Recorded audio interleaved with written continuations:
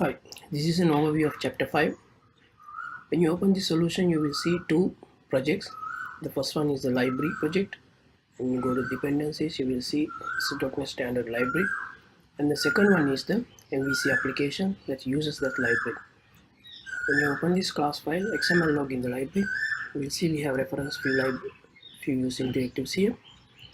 XML link and generic collections plus.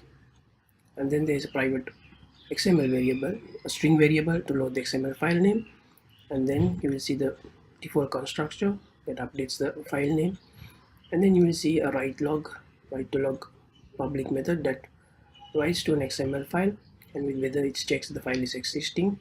If not existing, it creates a new file and then writes down, else it will update the existing file. And also you will see the reading log file. It's reading to a dictionary, and then it gives the file name and plus it reads everything. You see that. And then you go back to MVC application. You will see under references the library is referenced here, and then on the controllers you will see home controller. The index will read the file. It says write to log is writes, and then display will display your XML file. Because currently you have this test log XML already written, so you will see 3 entries plus. Let's see how it works.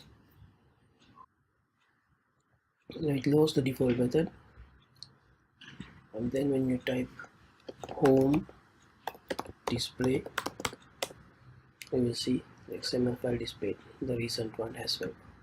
So these are the recent one, and these are the what we had. If you close it, you will see this is also get updated. This is the recent one. Hi, this is an overview of chapter 5, recipe 3 and 4. You will see when you open the solution, you will see two projects. The first one is the .NET Core library console application, and then you will see the library project.